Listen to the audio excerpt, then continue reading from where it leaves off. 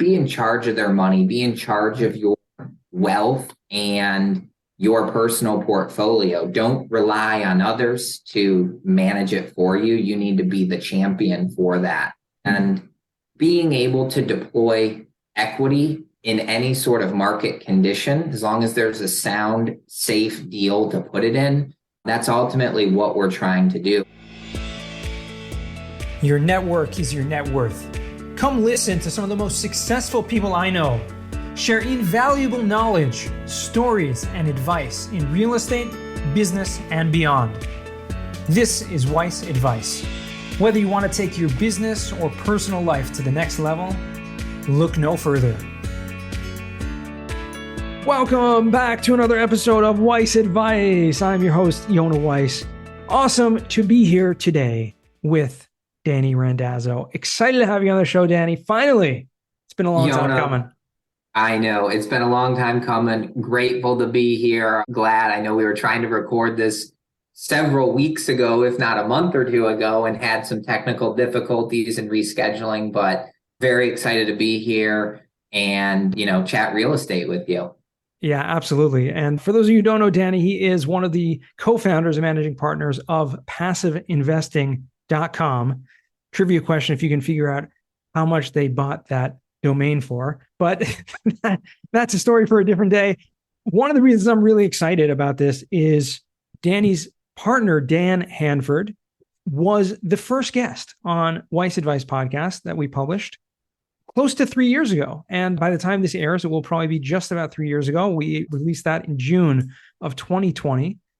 And I just want to jump right in here, Danny, just so we can just have an idea of how this company and you guys have grown over the past few years.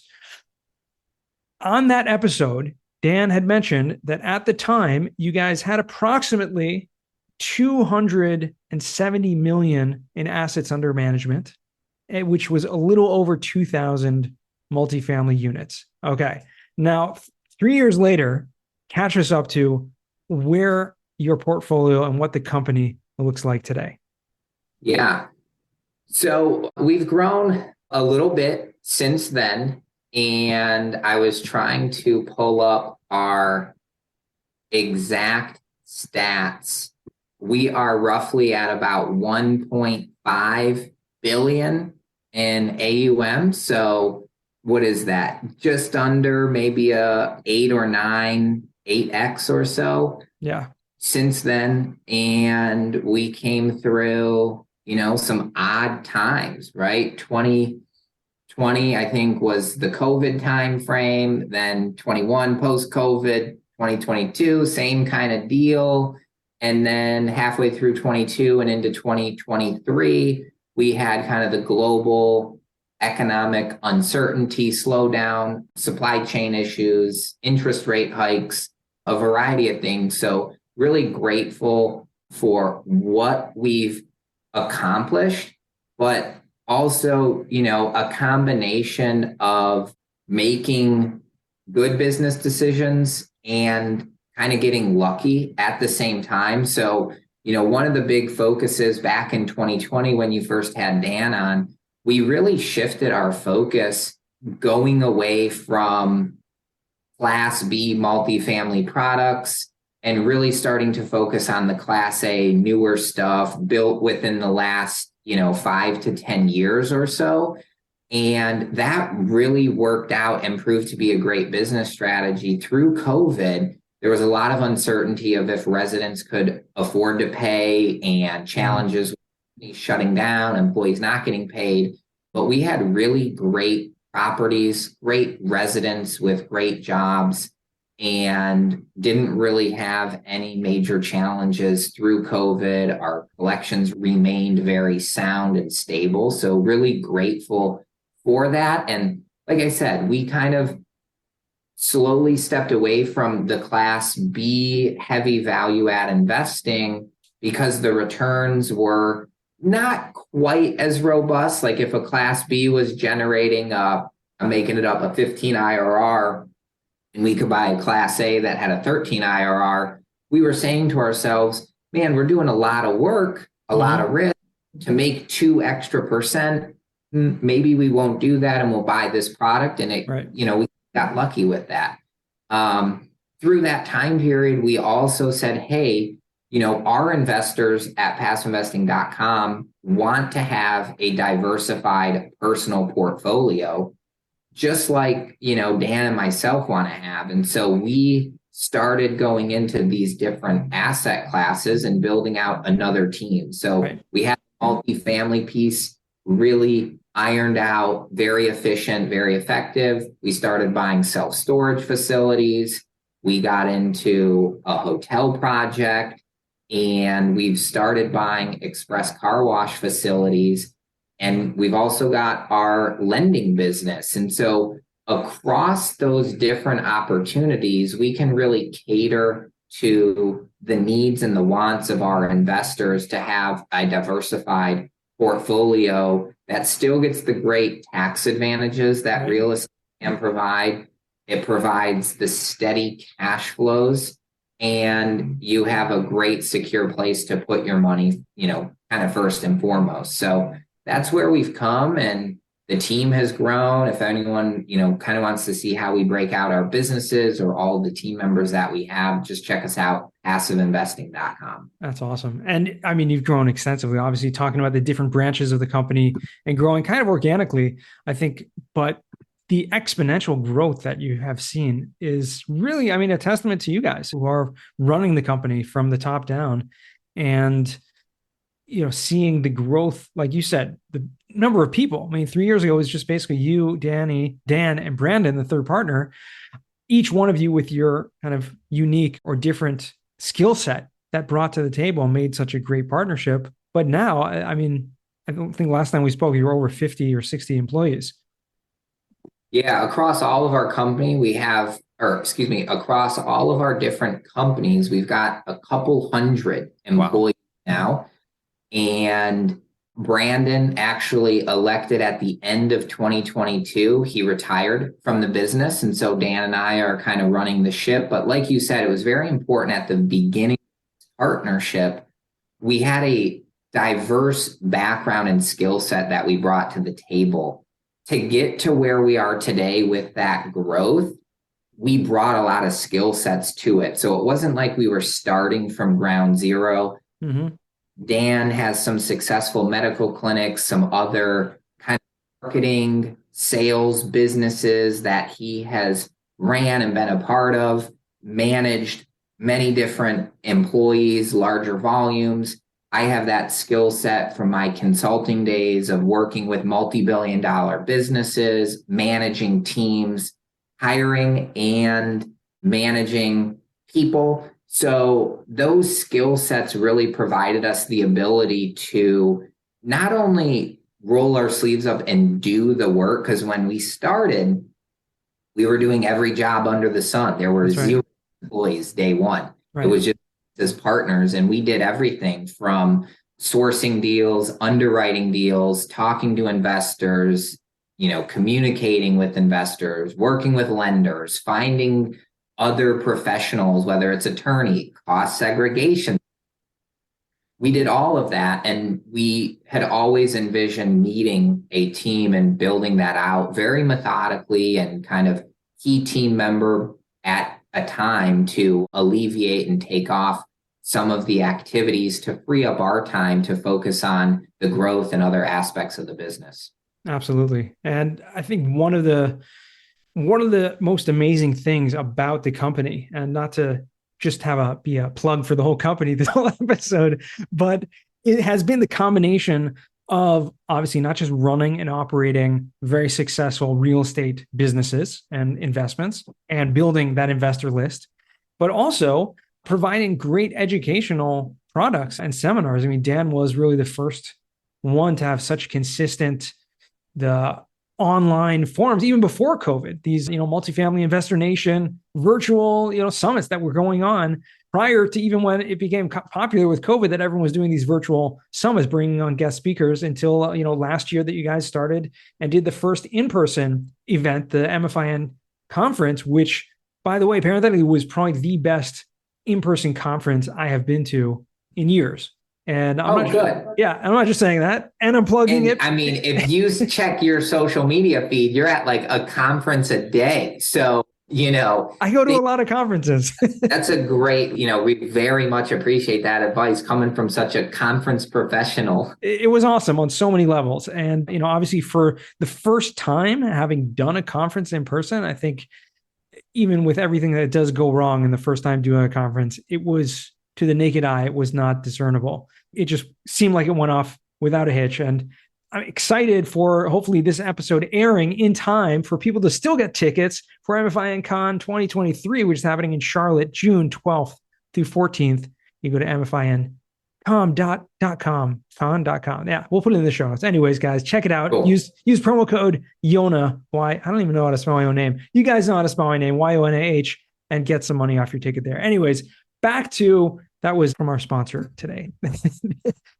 Anyways, Danny, back to our question. Besides building this online and this in-person and this real estate empire, which you guys have done, I mean, how do you see things going on right now? Obviously, you mentioned things have changed in your business model. You've got into hospitality, you've got into self-storage, the lending side of things. Is there one focus right now in 2023, which with everything going on in the economy, one thing that you're focusing more than others, or any new things that you're bringing onto the table? The biggest thing that we're focused on is, capital preservation. So we're still looking for multifamily opportunities. They're a little bit fewer and further between to come by. Self-storage is kind of in that same realm. We're seeing really good opportunity in the express car wash space. So we found a really good operational model that we can kind of rinse and repeat in markets that we like. And so no pun intended. What's that? No pun intended there. Yeah, exactly. I didn't even think about that, but I see what I did there. So we can rinse and repeat that business model. And the capital preservation, just with the uncertainty, we've always been a conservative group.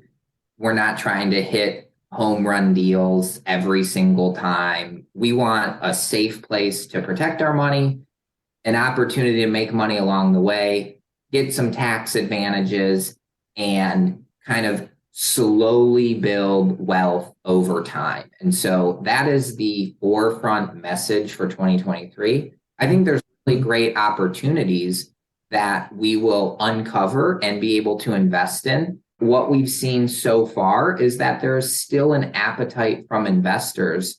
You still need to deploy capital and equity out into deals. If you are leaving your money in the bank, as we've seen with some of the craziness in March of 2023 with a few of those banks that ran into some liquidity issues, it's a reminder for folks to be in charge of their money, be in charge of your wealth and your personal portfolio. Don't rely on others to manage it for you. You need to be the champion for that.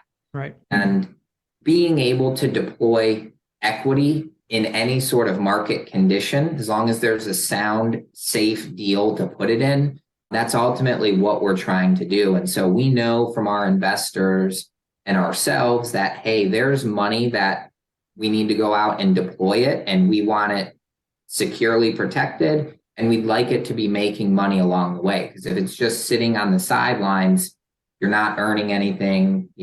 Everyone likes to say you're losing money because of inflation or interest rates, whatever it is. So getting that money deployed and into a safe, secure place where you have the opportunity to make a return along the way is what we're trying to do. Absolutely. And with that, I'm curious a little bit about one of the branches. Obviously, there are a lot of people in the real estate investing space. There are plenty of multifamily operators out there, self-storage. Buying the hotel and the car wash space is a little bit different. I love the fact that you've been able to create those channels of investments for your investors within the company. But one thing that's a little bit different is that lending angle or that lending company. Tell me a little bit more about that. What does that mean? What is that offering? Is like a fund of some sorts where you're deploying hard money? I don't know. I have no idea. I'm just curious. Yeah. The lending business, we've had decades of very successful experience doing hard money loans on a much kind of smaller personal scale. And a need arose when we saw all of these investment opportunities kind of with long-term equity lockout horizons, right? Mm-hmm. You invest in a multifamily deal, your money is kind of tied up for 5 years. You can't get access to it unless the deal sells early, or, it could extend beyond the 5-year period if you're holding on to it a little bit longer. And so, we saw an opportunity with our experience of being able to deploy short-term loans. It gave investors, again, a safe place to put your money. These are first position lien loans. There's personal guarantees. The borrowers are very heavily vetted. They have to have a lot of experience in the real estate space. So we can give out a short-term 6-month loan, make monthly interest on it, and then go out and do another 6-month loan. And what we're able to create is a fund model where investors can put their capital in. It immediately gets diversified across all of these loans in the portfolio. So it's safe. It's making a monthly return, and there's a liquidity option for investors to get their money back in a short period of time. So if an investor put in $100,000 today, knowing that they needed to pay for taxes due next year, college education, they're going to take a trip or buy a car, they can at least have that money working over the short term. And then in the future, if a need arises for that individual, if there's a capital spend they need to do or a health emergency, unfortunately, they can invest that capital back plus their return. And we found that it was just a great balance based on, again, I said, you need to be the champion of your own money. And so personal portfolios should be diversified with, longer term investments, shorter term investments, and that crucial bucket of investments with quicker turnaround in the liquidity standpoint. And so, rather than having people have hundreds of thousands of dollars in a checking account, you can put it over here in the lending business and still have access to it when they need it. And so it's been very successful. We really launched officially about a year and a half ago. We've done $169 million in loans to date. What's the typical size of those loans that you guys are giving out? Typical size is probably around $175,000. So it's typically to like a fix and flip investor, right? They're going to buy a house for, let's say, $150,000. They're going to put $25,000 of improvements into it. So that's kind of how they get to the 175 loan, but it's worth $300,000.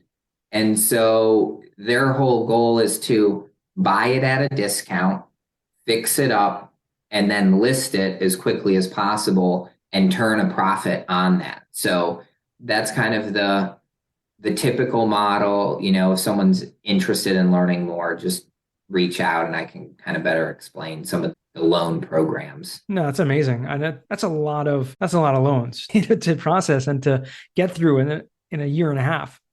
It is. We've probably done about 850, a little over that. Yeah.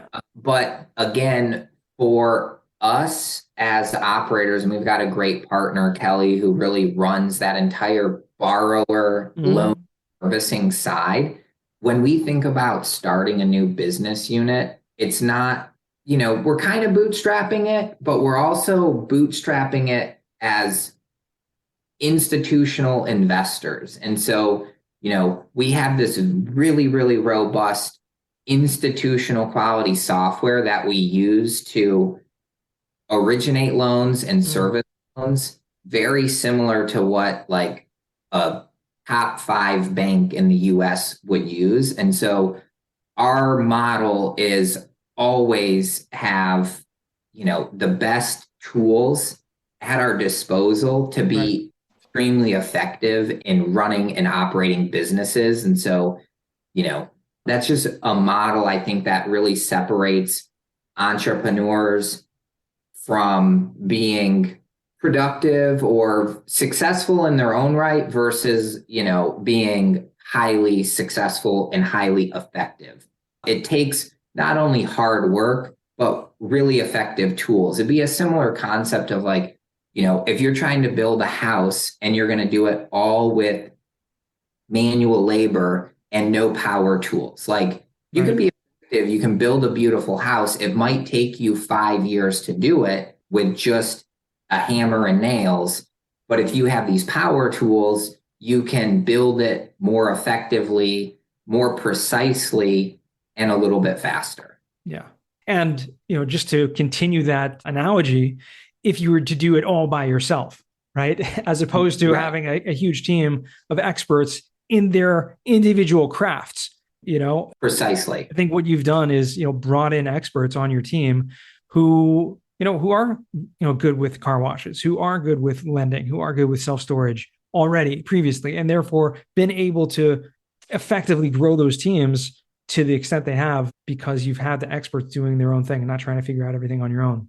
Most definitely. Or if you don't have the expert on your team, you outsource it and you can find really great experts. It'd be the same thing. Like, I'm sure one of our really smart team members could figure out how to do a cost seg study, but it doesn't make sense for us to learn that when we can work with you and your team and get it done to the best of the ability by professionals with many years of experience that we don't have.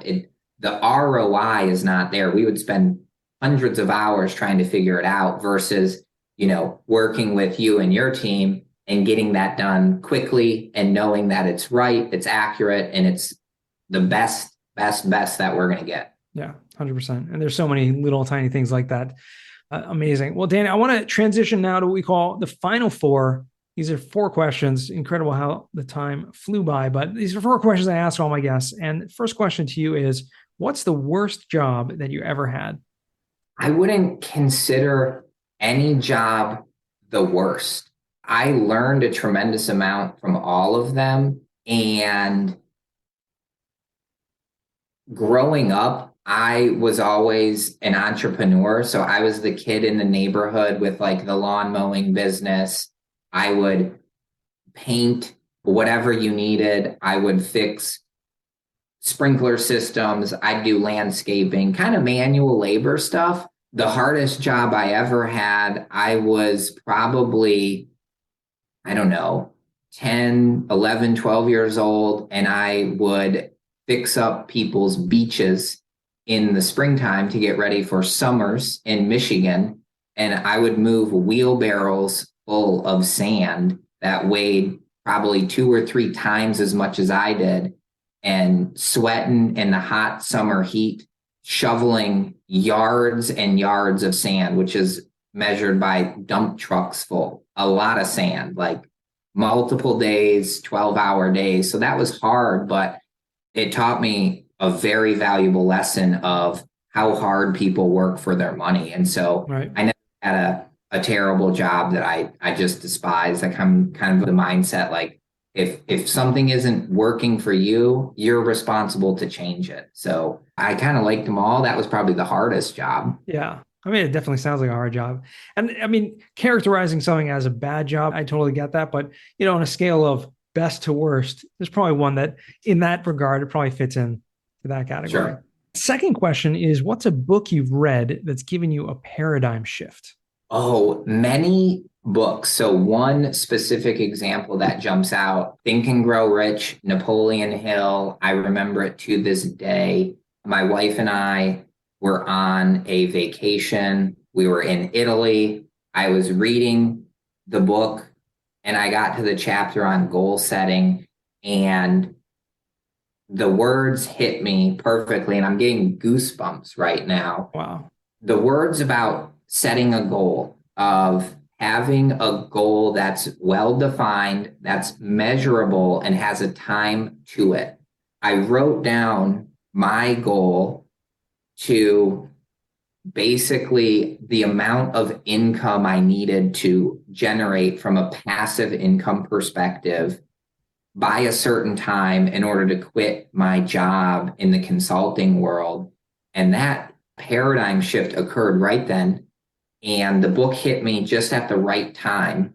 And that's really allowed me to write goals down that are, again, measurable and have a timestamp to them. And I immediately buy into it because it's worked for me a couple of times in the past. And so I know I can put pen to paper. Literally, I have the sheet of paper with me from that trip in Italy with the goal I wrote down. And, I always encourage people sometimes reading 10 different books about, I don't know, financial freedom or like money mindset or investing.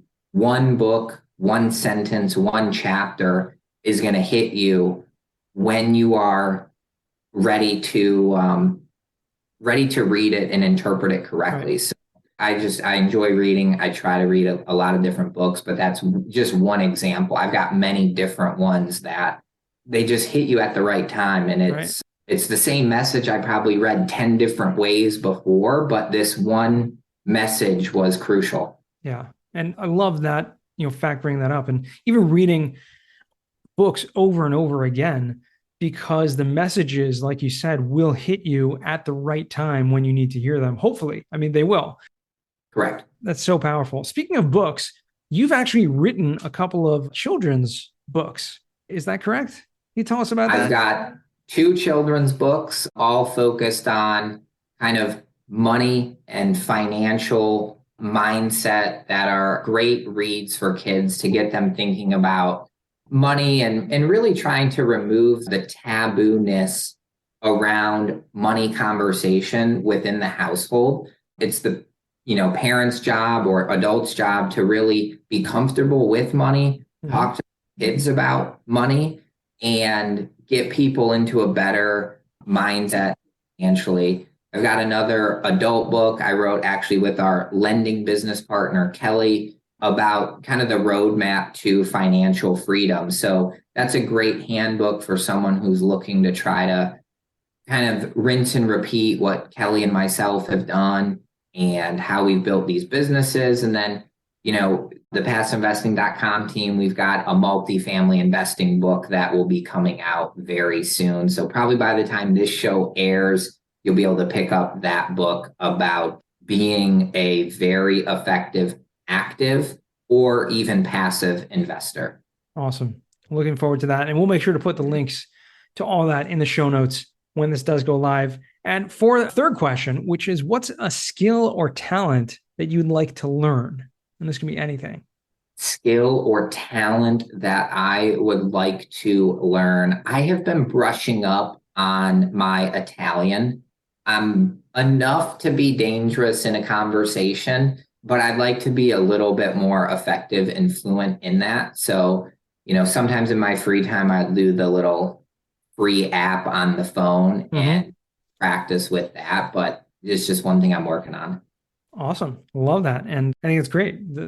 Learning language is probably one of the best things a person can do, I think, as a skill. And surprisingly, or not so surprisingly, it's one of the most common answers we get on the show. So is learning a new language. That's funny. Yeah, not necessarily Italian, but a language of some kind. Yeah. So it's pretty cool. Nice. I think maybe and I actually posted about this a while ago back on LinkedIn. And one of the comments I got from someone when I shared this unique kind of insight, that when I asked this question, such a large percentage of people say to learn either a new language or a musical instrument. And one of the answers, someone actually commented, well, perhaps, people who are, successful in business and have other, business talents and acumen, this is something, if they would want to learn. And I wasn't sure that was necessarily the case, because true, obviously, if someone wasn't successful in business, maybe they would choose to learn how to do business well, or how to invest in real estate, or whatever that may be. But I think learning a language, triggers your mind in a way and actually helps spark your intellect in a way that almost, nothing else does. Yeah, I could see that. I think mine probably comes from like a little passion of traveling too. And so I think there's so many different talents that people could have. If your thing is like being a lot more social, maybe it is learning that musical instrument so you can go into the social setting and kind of be the star, or doing that, but just, everyone is so different, and it's very curious to me. It makes my mind think, that kind of intellectual side of like, why are so many people wanting to learn a language or learn a musical skill set? And it just makes my mind tick as to why that behavior is that way. Yeah, it's really interesting. So, fourth and final question for you, Danny. What does success mean to you? Success to me is somewhat ever changing. I think people kind of 1 year, 5, 10-year goals. And so that achieving those goals to me is successful. Being a great spouse and father are very important on my success board. And I think ultimately, the ultimate definition of success is really being fulfilled with who you are, what you do, and who you can help. Mm-hmm. And I think you have to hit all three of those. And like I said, they're kind of ever changing. So, as I sit here today, I am in the process of achieving success. I'm fulfilled with who I am, what I do, and how I help people. But I still want to do a lot more. And so I've got a long way to go. And we'll just keep, plugging away at it day by day. Awesome. Love that. Well, finally, Danny, where can our listeners find you or reach out to you if they want to? Passiveinvesting.com. There you go. Said it again. And if you see this, it's on his hat, so you can't miss it. Guys, passiveinvesting.com. It's really been a pleasure, Danny. I'm so glad we finally got the chance to do this, and looking forward to seeing you in Charlotte in June. That's right. Early June. I will see you there. Awesome. And to our listeners, thank you guys for listening all the way to the end once again. And remember, until next time, the best advice comes only when you ask. Real quick, I have one question for you. Did you like this episode? If you did, I want to ask you a huge favor. See, the biggest thing that helps this podcast grow and that will spread this message to the whole world is that if you leave a review, a rating, and subscribe to the podcast. What that does is it basically tells the platforms that this podcast is out on is that you like my stuff and I'm doing something right. So take a few seconds out of your day, hit that subscribe button, leave a rating or review. I would be extremely grateful. Also, I want to hear from you guys. So I want to hear some feedback. If you have any questions for future episodes, please find me on LinkedIn, send me a DM, a connection request, Yona Weiss, and I'd love to hear from you.